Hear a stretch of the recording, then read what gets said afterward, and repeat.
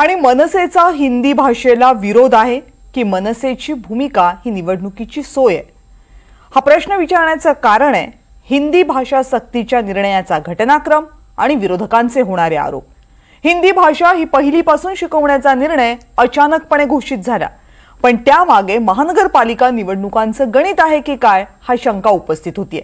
मुंबई महानगरपालिकेच्या निवडणुकीमध्ये मराठीचा मुद्दा आणि हिंदी भाषिकांची मतं निर्णायक असणार आहेत। राज ठाकरे आणि उद्धव ठाकरेंची संभाव्य युती ही निर्णायक असणार आहे। या दोनही गोष्टींचा आपल्या मतांवर परिणाम होऊ नये यासाठी भाजपनं हिंदी सक्तीच्या निर्णयाचं हत्यार उपसले का अशी चर्चा सुरू झाली। पण हिंदीची सक्ती महाराष्ट्रामध्ये होणार नाही, कोणत्याही परिस्थितीत होऊ दिली जाणार नाही। जर देशभरामध्ये 3 भाषांचं सूत्र आहे तर महाराष्ट्र 2 भाषांच्या सूत्रावर जाऊ शकत नाही। आणि शाळा ह्या हिंदी कशा शिकवतात हेच आम्ही बघू। माझी राज ठाकरेंची चर्चा झाली, त्यांचा आग्रह आहे की 2च भाषा असल्या पाहिजे, तिसरी भाषा तुम्ही लादू नका।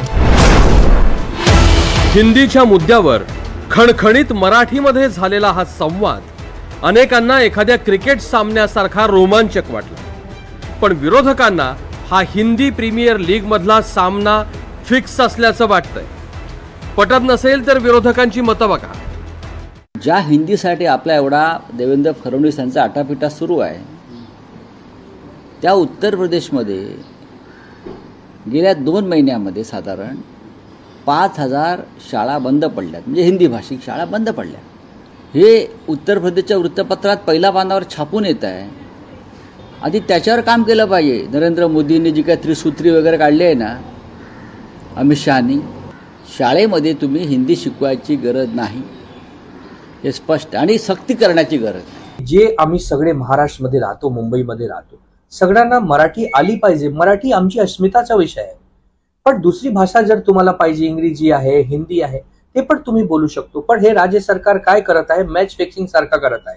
भारतीय जनता पार्टीने ठरवलं आहे की आम्ही मनसेला मदत करू आणि मनसे ठरवलं आहे की आम्ही भाजपला मदत करू। म्हणजे हे काय चाललं आपल्या राज्यात?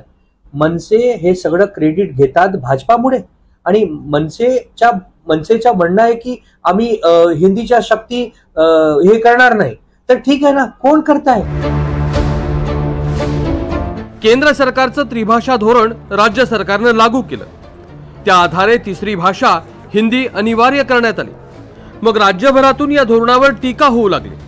मग सरकार बॅकफूटवर गेलं आणि हिंदी ही सर्वसाधारण भाषा असेल असं सरकारनं शुद्धीपत्रक काढलं। त्यावरूनही मनसे आक्रमक झाली।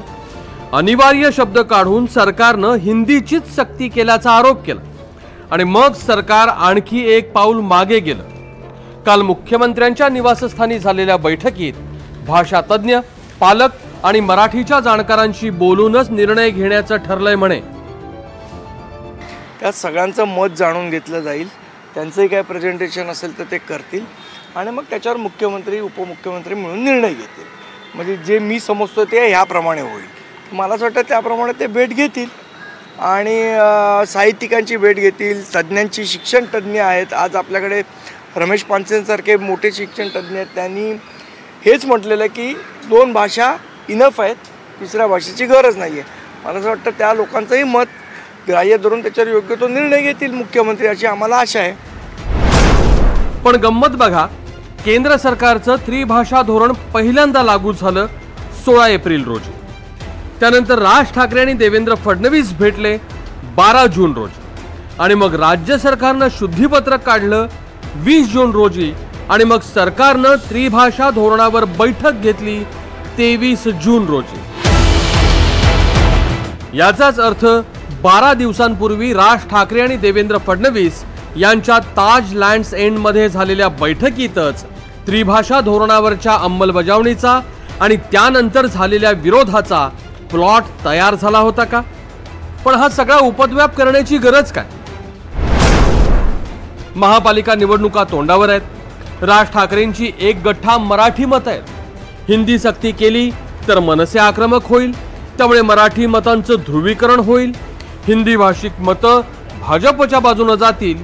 युती झाली तरी दोन्हीकडची मतं मिळतील आणि युती झाली नाही तरी ठाकरेंची मतं फुटतील। नाही, असं की हिंदीच्या सक्तीला तर सगळ्याच राजकीय पक्षांचा विरोध आहे।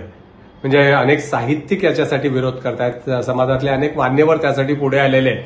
परंतु मनसेने घेतलेल्या आक्षेपाची ज्या तत्परतेने सरकारने दखल घेतली, म्हणजे अनेक मंत्री राज ठाकरेंना भेटायला गेले, स्वतः मुख्यमंत्र्यांची आणि राज ठाकरे यांची परवा भेट झाली, त्याही भेटीत या विषयावर चर्चा झाल्याचं समजतंय. त्यामुळे उद्या जर हा हिंदीचा निर्णय मागे घेतला गेला आणि त्याचं श्रेय जर मनसेला मिळत असेल तर मला वाटतं महायुतीला आगामी स्थानिक स्वराज्य संस्थांच्या निवडणुकीचा विचार करता ते अधिक सोयीचं वाटत असेल तर फार आश्चर्य वाटण्याचं कारण नाही. एकीकडे मनसे आणि ठाकरेंच्या शिवसेनेच्या पुनर्मिलनाचे संकेत मिळत आहेत, दुसरीकडे राज ठाकरे देवेंद्र फडणवीसांच्या भेटीला जात आहेत. भेट घेतल्यानंतरही राज ठाकरे सरकारला हिंदी सक्तीवरून इशारे देत आहेत आणि मग राज ठाकरे आक्रमक होताच सरकार शुद्धीपत्रकही मागे घेत आहे. हा निव्वळ योगायोग नाही, फिक्सिंग आहे, इतकंच विरोधकांचं म्हणणं आहे. Bureau report, NDTV Marathi.